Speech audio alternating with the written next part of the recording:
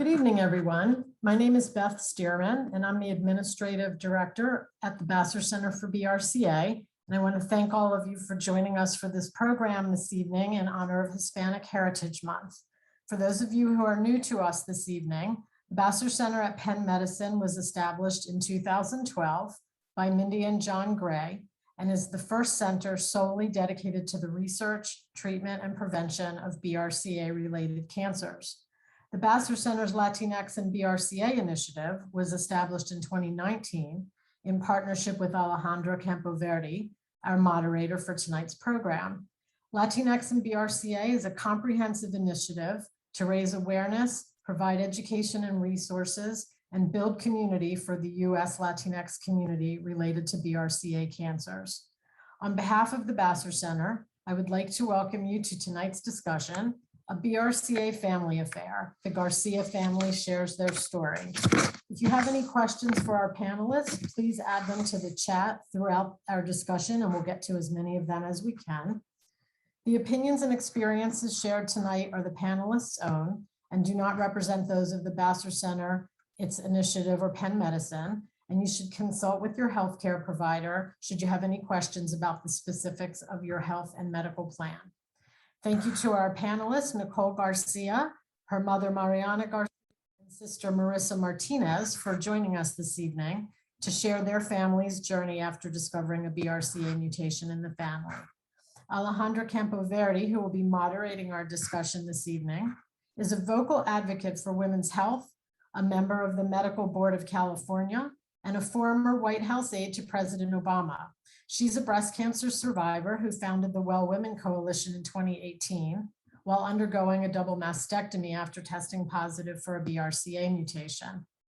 Alejandra's work seeks to empower women of color to have agency over their own health and healing through awareness, education, and advocacy. And she is the co-founder of the Latinx and BRCA initiative here at the Vassar Center. And with that, I'd like to turn it over to Alejandra to introduce our panelists. Thank you, Beth, and thank you to everyone for joining us tonight, especially our incredible panelists, Mariana, Marisa, and Nicole. In addition to being Breast Cancer Awareness Month, we're also still in Hispanic Heritage Month, and I'm thrilled to moderate an all-Latina panel on such an important topic, especially one that disproportionately affects our community. Mariana, Marisa, and Nicole were all born and raised in San Antonio, Texas. Nicole is a member of the Vassar Center's Young Leadership Council and works in the TV industry in LA. Marisa is currently a third grade teacher in San Antonio, and their mother, Mariana, is a retired teacher. Nicole and her sister, Marisa, inherited a BRCA1 gene mutation from their father, Joe Garcia, who passed from colon cancer in 2018.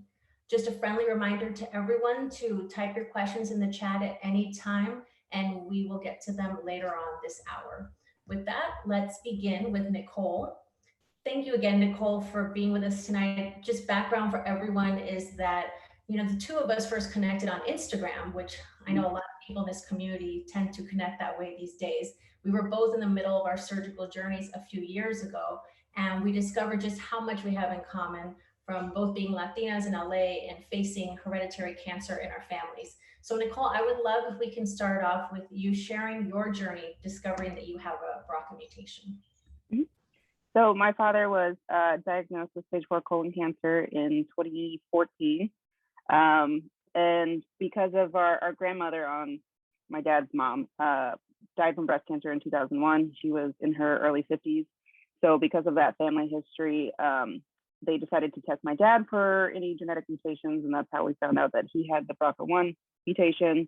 And so his oncologist advised for me to get tested as well, just because, since he had cancer and his mother had cancer, the family history was pretty strong. So in 2015 is when I got tested for the BRCA1, and I found out that I was positive for the BRCA1 genetic mutation. And from there is kind of when I started to learn more about it. Obviously, the only other person I had heard at the time who had the BRCA1 mutation was Angelina Jolie. So just going off of that information, and then I later found Paige Moore, who was one of the co-founders of an organization called the Breasties, and she was sharing about her journey with her BRCA mutation, and that's actually where I found out that you can do preventative surgeries with a lot of medical information. just told, hey, you have this genetic mutation and you're at a higher risk for cancer. Like, what do you do? So watching her share her story of what the kind of options, there's surveillance with, scans and a yearly check with your gynecologist and your surgeons. And I decided to have a preventative mastectomy, which I had in 2018. And later that year in November, I also decided to have a preventative bilateral salpingectomy, which is removing the fallopian tubes, because a lot of the research actually from Vassar stated that BRCA-related ovarian cancer started in the fallopian tube. So those are two surgeries that I've had, and thankfully, I'm just staying on top of all my surveillance and doctor's appointments. In talking about your family's history and how you discovered you developed or you had the mutation, I actually want to go to Marisa now, because it was your personal medical history that first led your family to genetic testing, even before your dad was diagnosed with cancer. So can you share more about that journey? Yes. I was actually pregnant with my son, Grayson, at the time, and I had gone in for just a routine OB visit, and they discovered cancerous cells. And so my OB and I had that conversation about the concern for it. And upon discussing it with her, I did explain, that my grandmother did pass of breast cancer. And I told her the age that it occurred, and her first reaction was that we need to get you this test. Thankfully, she was very swift about it, because the concern also was then these cancerous cells with an unborn baby. And with that being said, my BRCA test came back positive, and I did invite both of my parents to be there for the results, because I wasn't sure exactly what was going to happen. And so my doctor went ahead and moved forward with it. We went ahead and continued to just check for those cancerous cells. Thankfully, they came back and everything was okay. And then during my pregnancy, we did have to have a discussion about what are your next steps after your son is born. Do you want to go ahead and have a hysterectomy? Do you want to, continue to monitor that kind of thing?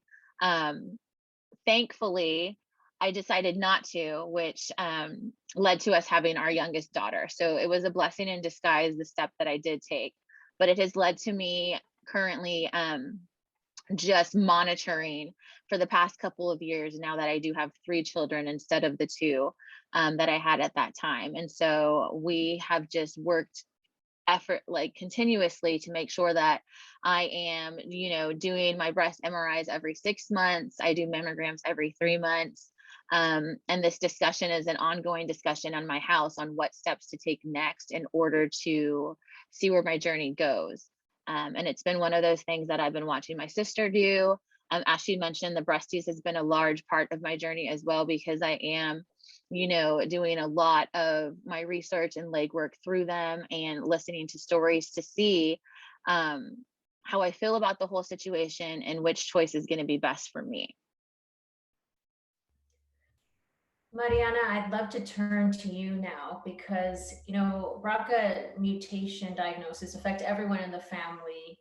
And it's especially difficult for mothers watching their daughters go through it. I know I've spoken to my mom a lot about this decision-making process. So I'd love to hear what your experience has been, how you felt in watching your daughters go through this testing. Share your BRCA journey as, in a lot of ways, a caretaker, but also as a mother. Well, when we did go with Marisa and we got that, announcement, I didn't really know what it entailed. I had never heard of that. And I was very upset coming home. I was devastated because, I knew what had happened with my mother-in-law, and then hearing that could be a possibility for my daughter. Yeah, it was devastating. And then, what was it, a year or so after, my husband gets diagnosed with stage 4 cancer. And I'm thinking, okay, this is getting kind of, overwhelming.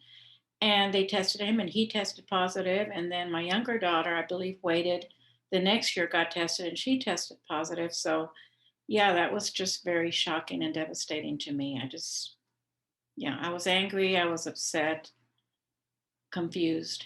So it's been one of those journeys. I'm still concerned for them and I worry about them constantly. I know my mother told me after my surgery that she wasn't sure if I was doing the right thing to do it. But then after she found out, that I had, dodged an invasive cancer, she was so happy. How did you feel different before and after watching your daughters go through their surgery? And do you feel? Well, it was kind of, it all happened at a very, I don't even know the word, time, because my husband's cancer was getting worse. And Nicole had been discussing, and we couldn't choose I think she was having difficulty trying to choose the appropriate time because we didn't know where he was going. They were doing some experimental chemo, and we didn't know what what path he was going to follow. And when she decided to do it is when he got sick on us. And I was in LA actually when she had her double mastectomy. And Marisa calls me and tells me Dad's not doing very well. And they had to take him in. So I had to leave her, I think 2 days into surgery after she had had her surgery. And it was a real difficult decision, but I'm glad I came home because not even 3 days after I came home, he passed from his cancer.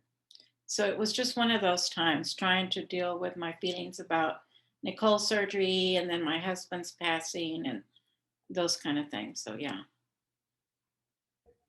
No, I'm so sorry for your loss, and I can't imagine all those decisions at the same time. Yeah. Everyone's trying to do the best they can to save their life and be there for their loved ones. And It was difficult for her too because her dad passed, and I think we waited a couple of weeks to have the service because she was unable to travel because of her surgery. So we had all those things going on at one time. I was glad Marisa was here to help me deal with that. So. Let's go to you on this, Nicole, and stay on the decision-making process because, the choosing to do the preventive surgery, is super difficult to figure out, is this the right time? And am I being too quick on this? Am I taking too long? There's just so many conflicting emotions. And so for folks that are watching now, what is it that was your decision-making process? Why was that moment the right moment for you for both of your preventive surgeries? So specifically with the preventative mastectomy, again, it was because Paige Moore had shared her own story of going through a preventative mastectomy. And I did do extra research as far as you can do what my sister's doing with, the breast MRIs and the mammograms. And funny enough, I had my one and only breast MRI and mammogram about 3 months before my surgery. And that was partly the reason that also solidified my decision to have the preventive mastectomy, because I was just the anxiety of constantly having to go to a doctor's appointment and think, oh, this is going to be the scan where they're going to find something. And it's very stressful. And I think also because, my grandmother had passed at a pretty young age with breast cancer. So I knew for sure that at least the breast cancer risk side of it was something to take very seriously. And so I started, looking into the different surgeries. I decided to go with the bilateral mastectomy with breast reconstruction with implants. That whole process was, a challenge in itself, just because a lot of the pictures, you're trying to look for after pictures. So, okay, what are my breasts going to look like afterwards? And a lot of the photos, are of white women. So trying to find someone with the same skin tone, and just because our skin heals differently, my surgeon actually mentioned to me, melanated skin, specifically in Asian and Latinx communities, you have a tendency to call what is keloid scarring. And it's just when your incisions heal slightly raised. And so trying to find a surgeon who was familiar with that and just trying to look at photos of what exactly is everything going to look like was a challenge. But, as my mom had mentioned, 2018 was a really hard year for us because leading up to the surgery, I had definitely had the thoughts of, should I be doing this now? Should I wait? And, just by chance, I am very, very now convinced that it was the right time. I did have a chance to talk to my dad the day after my surgery of just because he had expressed hesitation of why are you doing this? I feel guilty of having passed this gene on to you. This sounds so extreme. And, I just heard the relief in his voice when I talked to him. Was like, I know why you're doing this. And so being able to kind of make peace with that before he passed was something that meant a lot to me. And then with my second surgery with the bilateral scalpectomy of removing the tube, I spoke with my gynecologist at the time, and she was, familiar with the BRCA research of most ovarian cancers on the BRCA mutation starting in the fallopian tube. And she wanted to give me the option to still have kids. So I can technically still have children if I go through IVF. I just can't have them naturally. And so she wanted me to have that option. She did recommend between the ages of 35 and 40 is when you're supposed to get your ovaries removed with BRCA mutation. So she basically just gave me time. She said, you can reduce your risk this way, but then it also still leaves the window open if you want to have kids. So when I had, when my implants were going to be placed, a few weeks before that, I had my annual gynecologic exam, and that she actually found a small mass that was attached to my left ovary. So again, the anxiety of having to go through that with the ovarian cancer surveillance was another decision that made things easier to move forward with the self-injectomy. So she was able to do that when I had my implants placed. And currently I still have to do the ovarian cancer surveillance. I do it every 6 months by blood work and through a transvaginal ultrasound, and things are pretty good now. And thank you for bringing that up, Nicole, because the breast cancer piece of it gets a lot of attention, and we don't talk enough about the ovarian cancer screening and risk. And so, Marisa, for you, you've spoken about as a mother the different considerations you've had, and I'd love to hear about the timeline that you feel comfortable looking at as a mother, and not necessarily of your own decision making, because that's a personal decision, but what are the considerations that you have? And as a mother, the ovarian piece of that, how is it that that is factored in? In all honesty, it's had a very big part in being a mother, has had a very big impact on my decision to move forward with both the breast and the ovarian surgeries. I was always concerned because, growing up with my grandmother having breast cancer, we were always told in the family, well, she was on hormones, the hormones were the reason, so when my OBGYN would mention hormones, instantly I was like, okay, I was hesitant because of what I had heard growing up. And thankfully, I've done more research in finding out that that's not necessarily the case. There's different ways to go through it. There's different paths that you can take in order to prepare yourself for that particular journey that you would go through with your ovaries. It's definitely being a mother has definitely probably given me reason to wait, which I know can, be looked at different ways. Some people frown upon it because you're waiting and that's such a risk. Other people understand it because when it comes down to the surgery, I don't just take into effect, okay, I can just go and have the surgery and be out for 6 weeks. My husband's impacted by that. My children are impacted by that. Being a teacher, my students would be impacted about that. And so there was a lot that went into, me deciding to wait. The biggest one is that we did know we wanted more children. And so I waited for that situation. I wasn't as knowledgeable as my sister to know, that I could still have kids if my fallopian tubes were taken out. And so we waited. And now we're at the point where as I turn 40, I'm moving forward with starting my hormones and looking into going ahead and taking that surgery.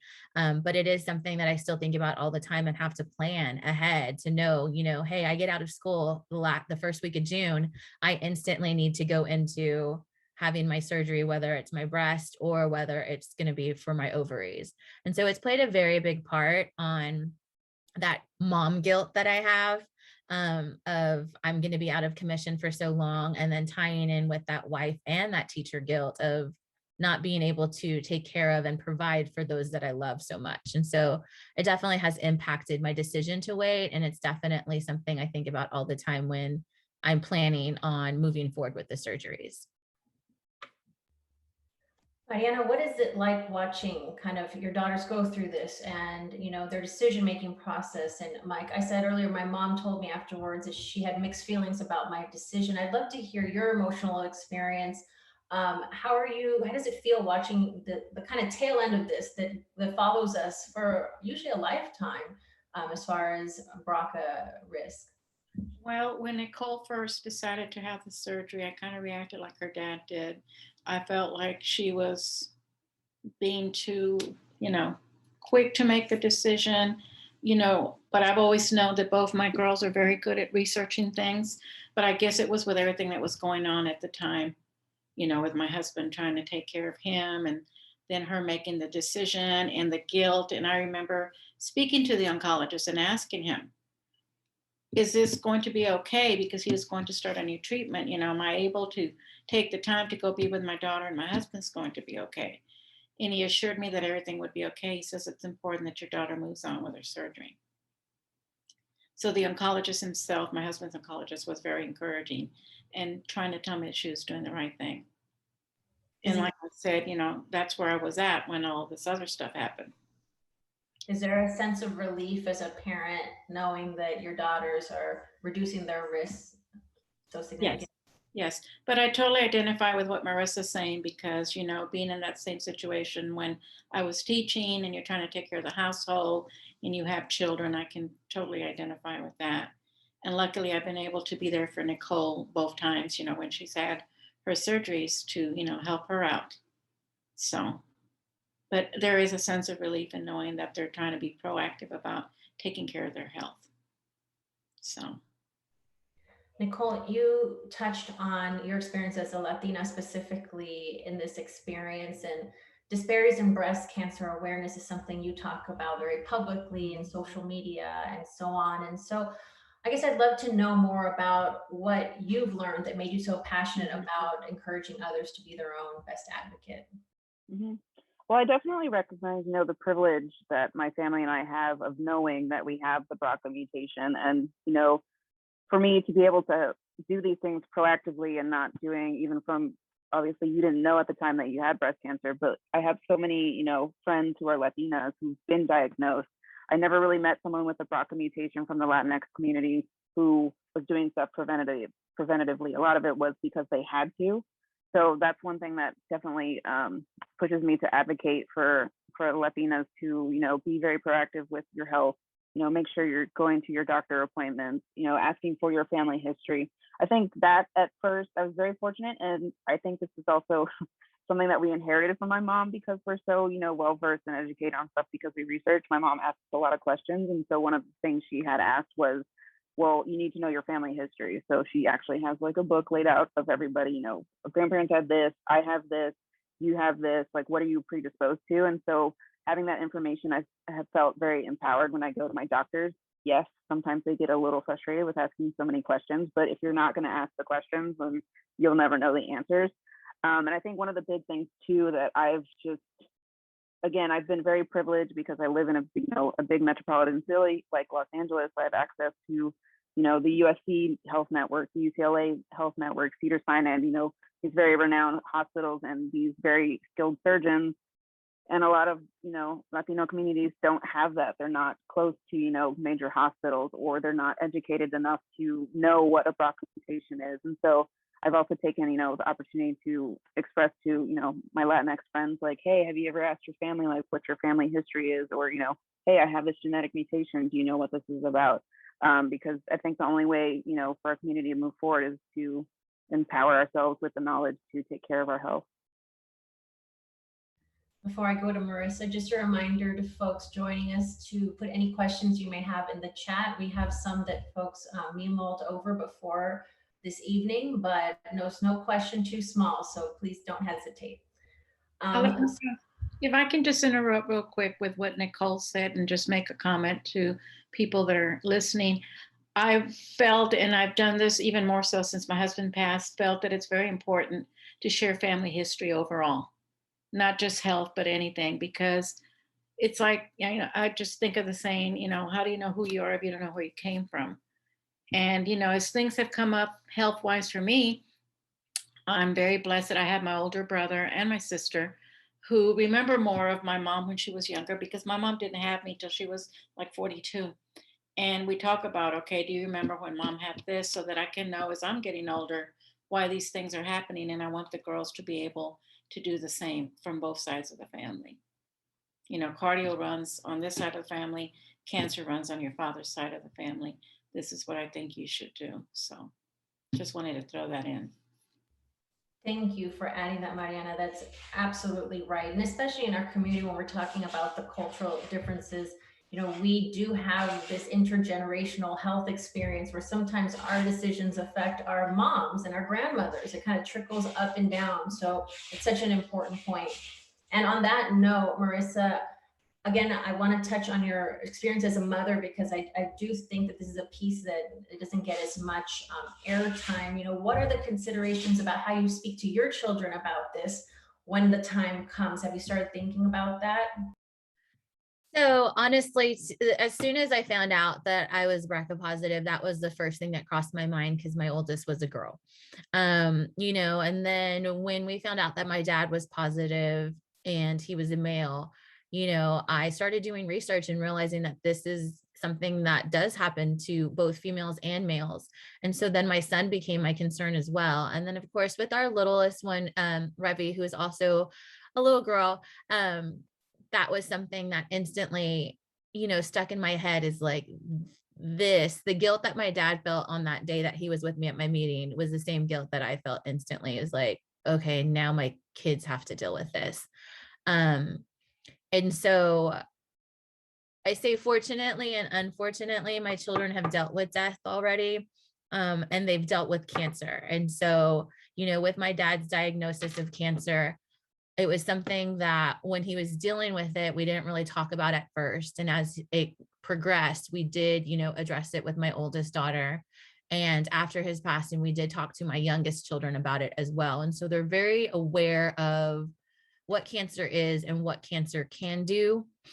But they know also the positives of cancer, those positive stories that come out of it. But then they also know the truth about cancer and what it really, you know, what it really entails as far as, you know, the journey with chemo and the illness and everything that you have to deal with. And so that being said, the conversations about, you know, they call my sister Nicole Ninnies, you know, and so we are very open with it. You know, Ninnies is having surgery. This is what she's going through. This is what they're doing. And this is why, you know, and so my girls and my son know about it. And so I hope she feels okay. They're very concerned about her. You know, and then when it comes to me, Mom, where are you going? Well, I'm going to the doctor. For what? You know, we have those conversations. You know, Mom has to get an MRI, and we explain what that is. And I tell them, you know, this is what they do. And I explain to them why I'm doing that. And my kids, especially my oldest, know the reason that I am monitoring and going to these MRIs and dealing with this anxiety and looking into planning these surgeries is because I don't want my children to experience what I've had to experience with both my father and my grandmother. My oldest is very well aware that when she turns of age to be able to be tested, she is going to be tested. She's even asked, like, do I have to wait that long? Can I find out sooner? Because it is something that weighs on her, because she was closest to my father. So cancer is a very big deal to her. You know, and anytime I do come back from an appointment, for example, what happened? Did you find anything out? Are you okay? Do you have cancer? Like, that's their concern. And unfortunately, that's the reality. But what I do try to express to them is that your mama is doing everything she can to make sure that, one, that she doesn't get it, but if she does get it, that we can catch it as soon as possible so we can take, you know, the steps that we need to and fight this thing. They're very passionate about it. They know why I do it, and they are very understanding and realize that this could possibly be something that they need to learn from, because they might have to experience it themselves. And thankfully, I have my mom and my sister and my husband, who's been a great support system and allowed me to have these conversations with our kids, because he is not hesitant to say, you know, with my kids call my dad, your thought that fought very hard, you know, and if anything of this happens to our family, we're going to do the same. So thankfully, we've had those conversations. While it breaks my heart that that's something that they have to learn, I would rather my kids have that knowledge in them, because in the, you know, in, you know, the Latinx community, a lot of us don't have those conversations. And like I had said earlier, you know, when my grandmother was going through cancer, we didn't know everything that was happening. You know, we heard the stories of she took hormones, that's why she has breast cancer. We heard the stories, you know, she hit herself, that's why she has breast cancer. We had no idea truly that, one, there could be, you know, the BRCA gene, and that two, there are other things that lead up to it. And so these conversations are important, because a lot of people don't even know that they can take these steps to, you know, be proactive and get, you know, ahead of it before it occurs. So I definitely think these conversations while for some families might be a lot, I do think are important. Because as a teacher, I can tell you, no matter what age, from kinder to, high school, it's something that if you explain it in a way, they'll be able to understand it, and take it to heart. And eventually, if they have to face it, they'll be able to ask those questions and know what to do. Your family is so strong, and just listening to the three of you talk about everything that you've overcome and how you've really tackled the BRCA mutation and what that has meant for your family is just, it's such a model of courage and inspiration. And so I would love to hear from each of you, this is for all of you, what you have learned through this process and what gives you hope. Yeah, sure. Well, it's taught us that we can go through any, because 2018 was terrible. But also, I definitely, a lot of people will ask me the question, well, how is your family now? And I said, honestly, when my dad was diagnosed, it brought us together in like a really weird way. We had those tough conversations with each other. We had, we were sharing more of not just the health stuff, but of just where we are at as a family, and, having to lean on each other. When my dad passed or during his treatment was something that, meant a lot. And to kind of piggyback on what my sister was saying, I haven't had kids yet, but definitely, seeing her with kids, it has impacted me in some way with the decisions that I'm making. For instance, with the self-injectomy, because I do still want the option to have kids. And I know too that my sister expressed some frustration of, because she is older than me, she's like, I'm the oldest, I should be doing this, but you're the one that's doing everything first. But it was something that I was more than happy to do, just because, I do think of my nieces and my nephew, and, being able to tell them like, hey, this wasn't as scary as it was, we're both doing as much as we can to be proactive in our health. And then even also just giving them inspiration in terms of, the research that Baxter is doing on, hopefully 10 years from now when my niece has to get tested, like, these won't be as extreme of an option for them. There'll probably be something, scans that are better. Hopefully we have better ovarian cancer screening methods by then. So I think it's encouraging to, when they grow up, of, yes, if you have this gene, it sounds scary, but at least, you can talk to us to know what we went through and to better help you with that.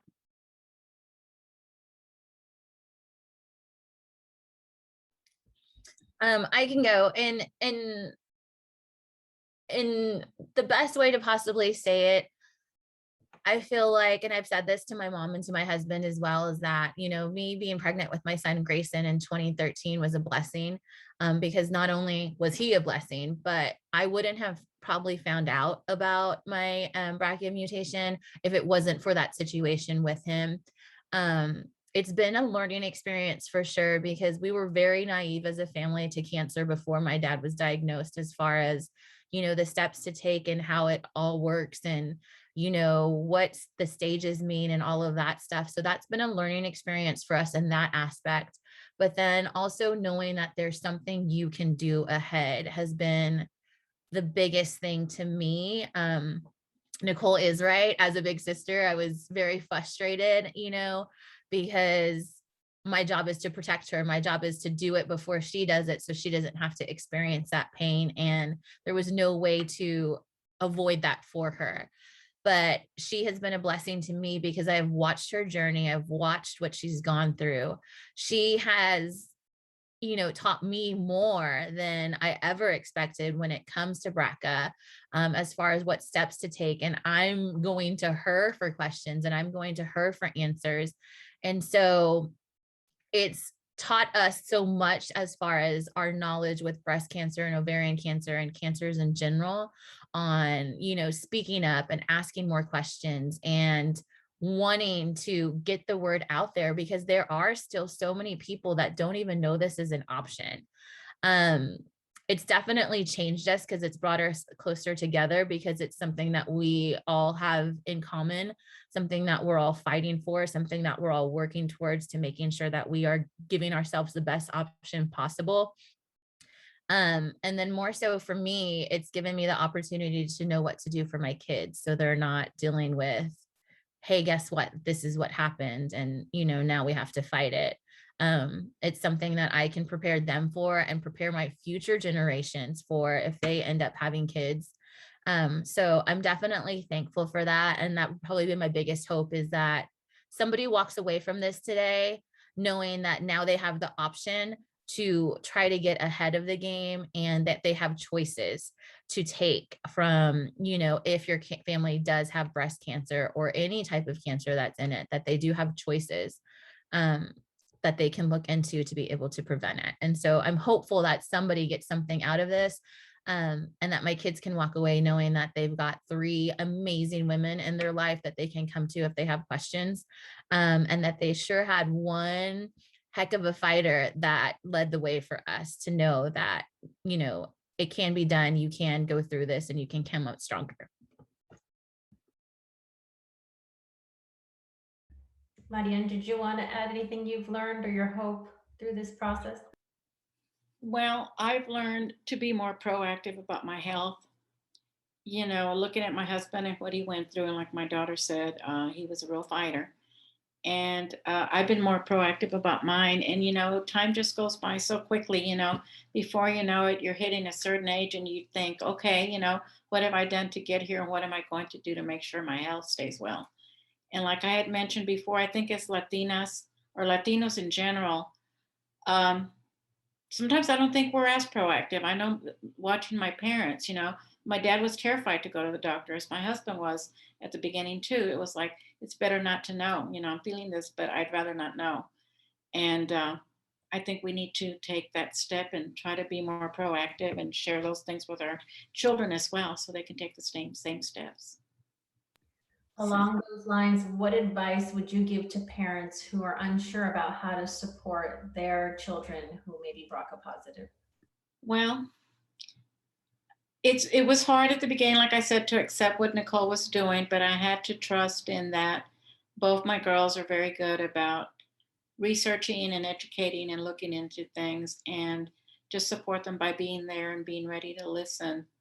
And try to inform yourself as well, because I know that when my husband was diagnosed, I immediately came home and I was on the computer, researching all this, because like my daughter says, with my mother-in-law, we just knew she had cancer. We didn't know anything else. And I guess because we were all still young and busy with our work lives and raising the children. But yeah, you need to inform yourself as well, so you can be there to support them in any way you can. Before we go to questions from the audience, I have one more for Marisa and Nicole, which is, what would you say to someone who just found out that they are BRCA positive?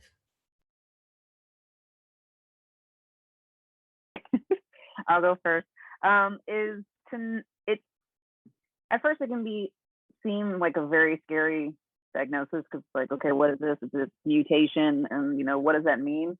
But definitely reach out. The Breast is a great community. BASR is a great organization with the Latinx BRCA initiative, but of really finding your community, because we're obviously here. And that's also one of the reasons why I am very vocal about what I've gone through, because I've connected with so many Latinas via Instagram of like, hey, my grandmother was just diagnosed, or like my best friend and my sister were just diagnosed. Do you have any resources?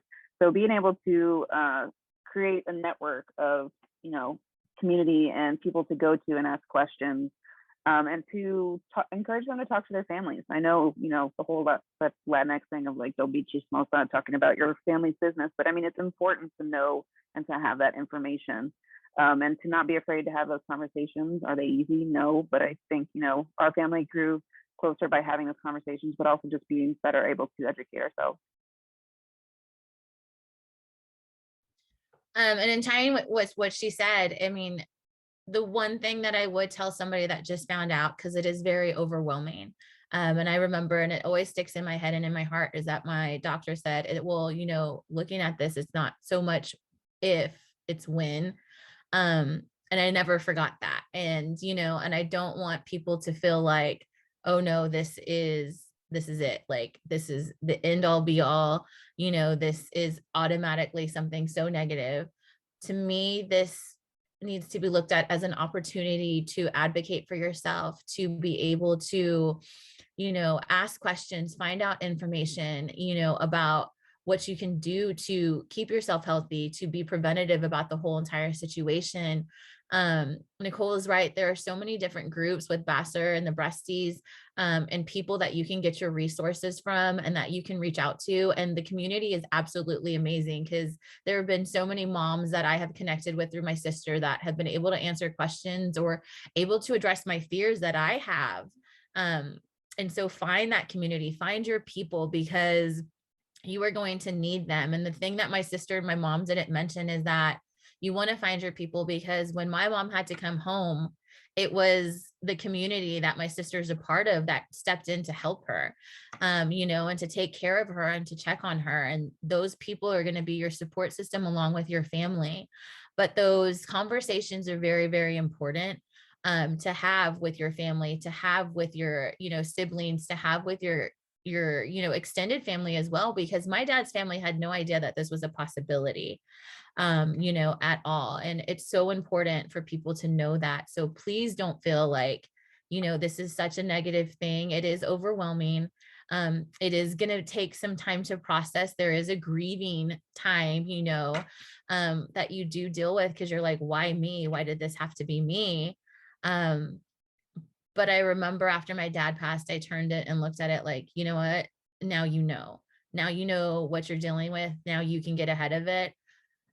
So try to find the sunlight and the rainbow part in it, where you can look at it in that way. Now you know.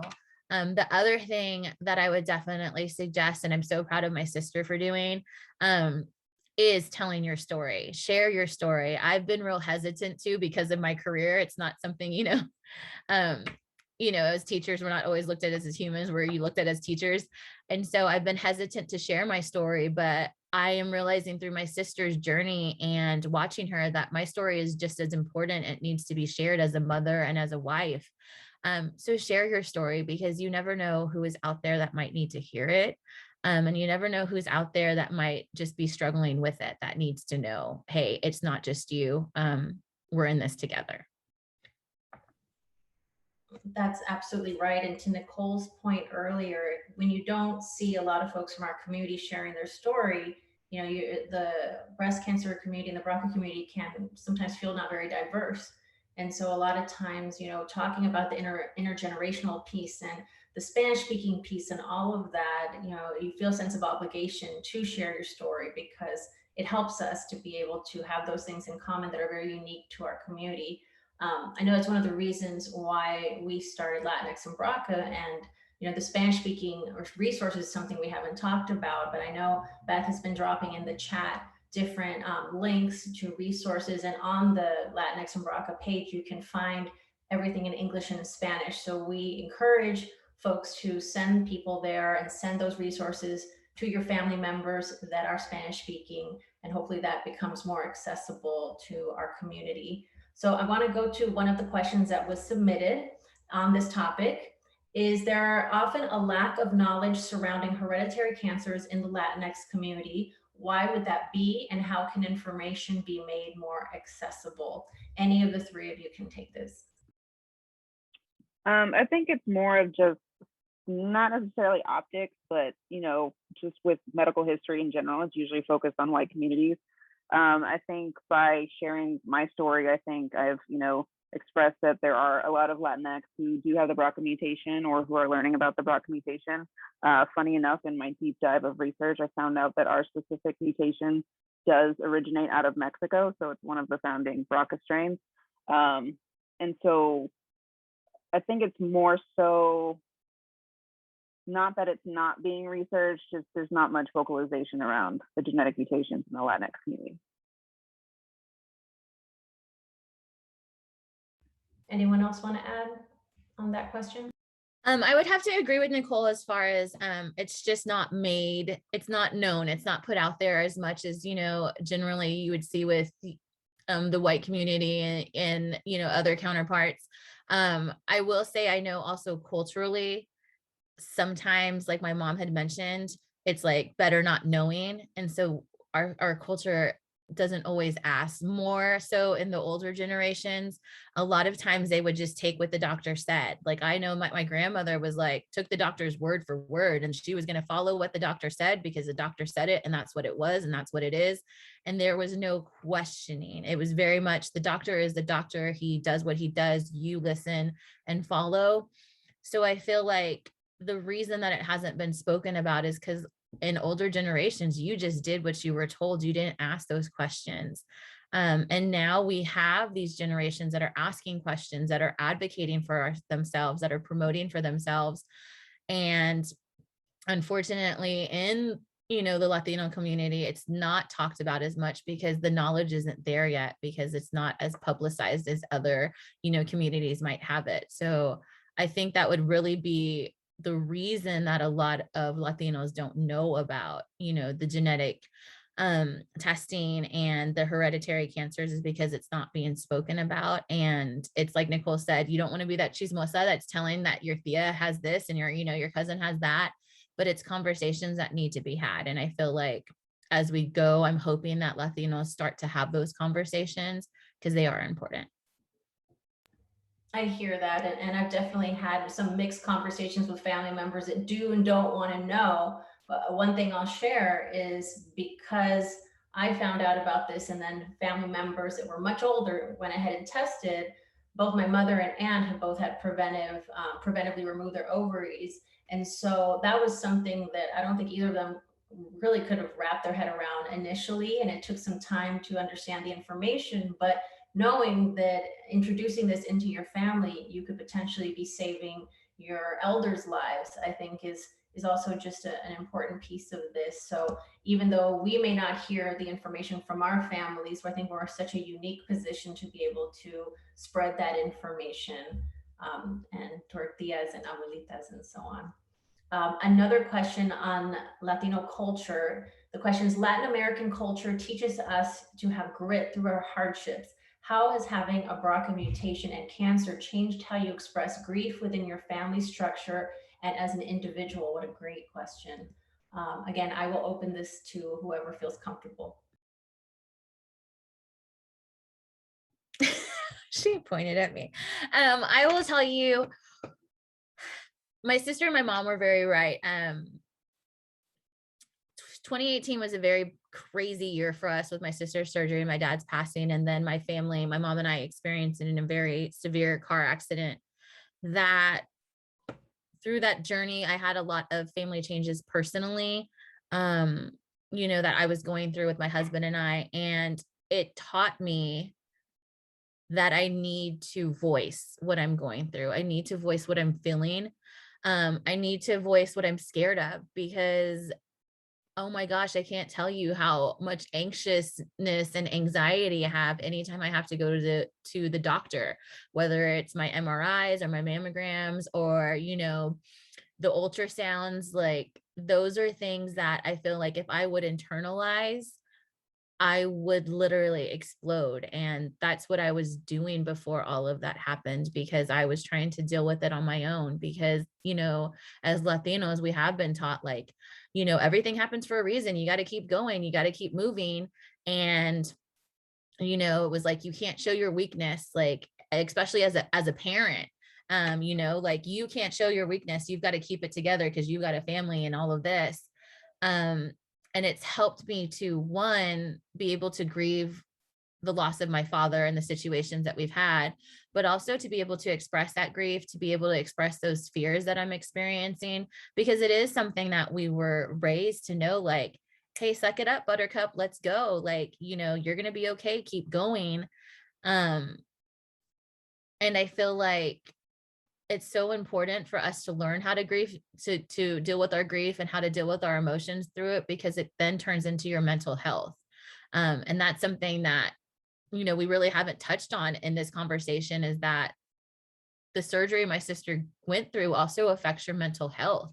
When it comes to your own, as women, we already deal with, a lot of physical and mental issues with our bodies. And so it's definitely something that has been important. And I have learned to, one, love my body for what it is, because this is what I have right now, but also to express what I'm going through. Because it can put you down a dark road if you're not expressing your grief and your anger and your fear and your sadness to those that are around you. It's very, very important. And so it's definitely taught me that I need to speak my truth, and that I need to let those around me know when I'm struggling, and let them know what I'm dealing with in this particular journey. Yeah, to piggyback on that, therapy. Obviously, because we did have a very hard 2018, I was the first one to kind of broach the whole therapy part.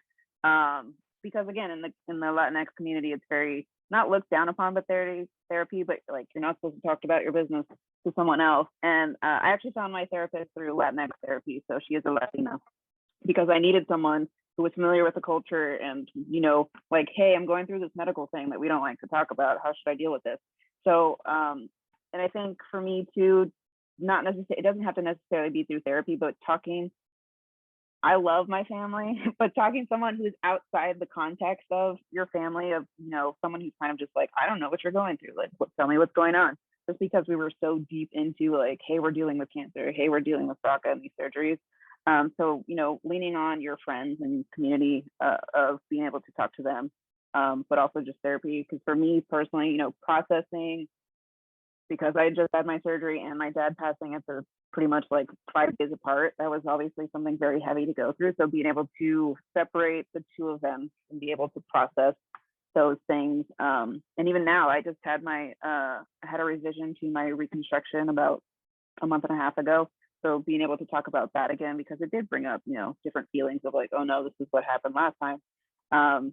So I think, you know, yes, we can. We obviously have learned that we can grit and bear it and push through, but also just knowing like it's okay to have feelings about things, and it's okay to rely on people and to really lean into your family. We only have a couple minutes left, but we have 3 questions, and I do want to have all these answered. So maybe we'll be kind of concise with these just to make sure to touch them all. So the first one says, thank you so much, Garcia family, for sharing your story. If it's not too much to ask, can Nicole share her experience with her double mastectomy surgery as far as pain, procedure itself, and what is it like now that she has had surgery? Mm-hmm. So one of the options I looked into for my surgery, which to ask your surgeon, specifically your anesthesiologist, is called a nerve block. So they give you, it sounds terrible, they give you shots in your back, but it pretty much numbs your chest. And it honestly, I didn't feel pain for at least 4 days. Yes, it was a little tender, but for me personally, it wasn't too bad. It kind of mostly felt like, you know, you've done too many push-ups and your chest was sore.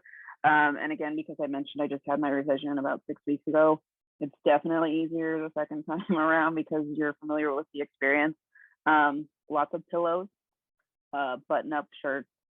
Again, relying on friends and family to bring food because that's a big one. In my case, my mom was yelling at me not to lift stuff. So having someone to yell at you to not do things and to listen to your surgeons when they say, don't do this. Another one for you, Nicole. If you decide to have children with IVF, would you consider screening embryos for your BRCA mutation? Ooh, that's a good question. Yes, there is a procedure. It's called, I forget what it's called, PG something, but it will, once you have your embryos, it can screen for whether or not those embryos carry the BRCA mutation. I don't know. It kind of goes into like, I'm not super religious, but you know, like, are you playing God kind of thing? But I mean, it's also a very personal decision because if you do have that option, like, yes, I would try to spare my children that experience. But again, as I expressed earlier, like with my nieces and nephew, I'm hoping, you know, 5-6 years down the line when I do decide to have children, research will have changed by then. Like things won't be as extreme. There'll be better research for screening and it will be something less scary. So even if my kids, you know, had the BRCA mutation, I'm worried, but I'm not super worried because medicine's always changing. Yes, there's so many decision points in this process. And I try to tell everyone is there is no right or wrong answer. And whether it's what kind of surgery, what you do, what your timing with your ovaries and PGD and all of that. It's so personal. And I know that all of us have different paths that we just, if anything, following your gut and your intuition and listening to your own heart on this, that's the best advice I think that all of us have, because there is no right or wrong. And we don't want to, it's hard to ever know, what would have happened or what if, but if you follow your gut, then you know that you're doing what was right for yourself. Last questions. What changes in your lifestyle have you made knowing that you have a BRCA gene mutation? So for Marisa and Nicole. Definitely the usual of trying to stay active, eat healthy. Obviously, because it is a genetic mutation, you can't necessarily like eat your way to health, but doing anything you can to be as healthy as possible for either recovery reasons or just, with your scans, and staying on top of your surveillance, making sure you're scheduling your appointments and finding your doctors, and just, therapy, mental health, it's all three factors of, your health, your happiness, your mental health, just trying to round things out.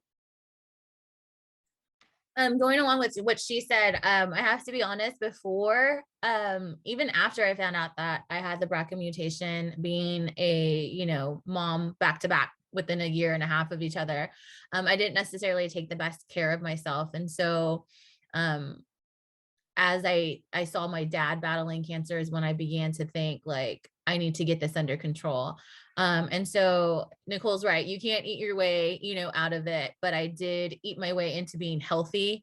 I'm much more active, and I'm constantly thinking about my health rather than being a female. I usually thought about my weight.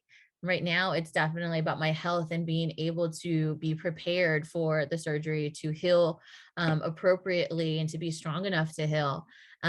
The particular procedure that I'm looking at is the DEEP procedure. And so that's another thing that goes into that. So I have had to change how I eat and change how I take care of myself. The one thing that has helped with it is that it has made me become more proactive about my health in general. I used to have to get yelled at by my mom to make sure I was going to the doctor when something was wrong, and so that's the one thing that I have changed, is that I am going to the doctor when something's wrong. I am asking questions. I am getting those yearly physicals, especially as I'm, I just hit my 40s. And so trying to take care of that. And so that's mainly what's changed for me. But then also my family's awareness of, hey, we need to take care of you, and, you need to take care of yourself. And so having that support has also changed for me. The only ones I'll add is a BRCA positive person too is stress reduction. And I really have been really into meditation, especially the last couple years, which has helped a lot. And alcohol reduction for me, I barely drink now. After it hurts my stomach anyway, but after understanding the studies and how that could contribute to breast cancer risk, that was a very big decision. So before I pass it off to Beth to close out, I just want to give a really special thank you to the Garcia family. I know how difficult it is to be vulnerable like this, especially across generations and talking about these family stories, but I know that you've touched people today and are changing lives with your story. So thank you from the bottom of my heart for being a part of this panel tonight. Yeah, thank you for having us. Yes, thank you for having us and giving us the opportunity to talk about it. Yes, thank you very much. Love you, Mom.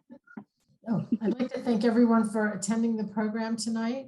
To Alejandra for being a fantastic partner in this work. We are so appreciative of your passion and enthusiasm for moving this mission forward. If you'd like to learn more about the Latinx and BRCA initiative and ways that you can get involved, you can contact the Vassar Center through email. We're going to put a link in the chat. Also, we would appreciate if people would take a few moments to fill out an evaluation survey about tonight's event so that we can continue to improve our educational programming, and we'll put that link in the chat as well. I'd encourage people to visit our website at vassar.org as an additional resource for Latinx and all things BRCA related. And also everyone that was on the program tonight will be added to our monthly e-newsletter list to stay informed about advances that are being made in BRCA research, as well as about our upcoming programs and events. And I want to thank everyone for attending. And again, a big thank you to the Garcia family for sharing your story. It's been inspirational and I know has been helpful to everyone that joined us this evening. Thanks everyone and have a good night.